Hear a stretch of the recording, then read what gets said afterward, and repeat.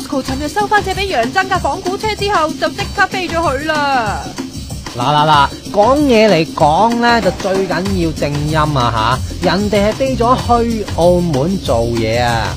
唉，即係我成日覺得咧，車嘅嘢吓，借還咁樣一啲咁少嘅事，咁啊好似搞到大家好似好多聯想好敏感咁樣，我覺得唔使咁大反應嘅。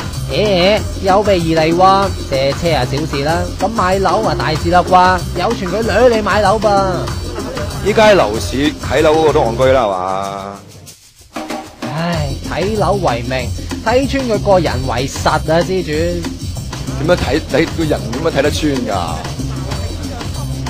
唉，總之大家即係俾啲空間啦。我知大家都好關注呢件事㗎啦，搞到咁樣細佬出來幾廿歲諗住好好地拍個拖啫，正正經經識下人咁樣啫，搞到而家全香港700幾萬人同我一齊拍呢個拖，點拍咧？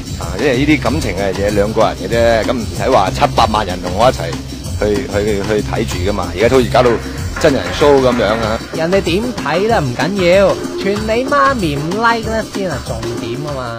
我媽咪我哋自己屋企人嘅事啦，唔使全部拎晒出嚟同人講噶嘛。你唔講唔代表人哋唔講噃。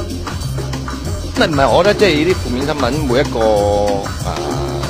娛樂圈嘅人都會遇到嘅，睇下點處理嘅啫。生痔瘡咧都話係生大腸癌咁呢個娛樂圈就係咁噶啦。由講拍拖啊拉到去講痔瘡OK 你 win 啊！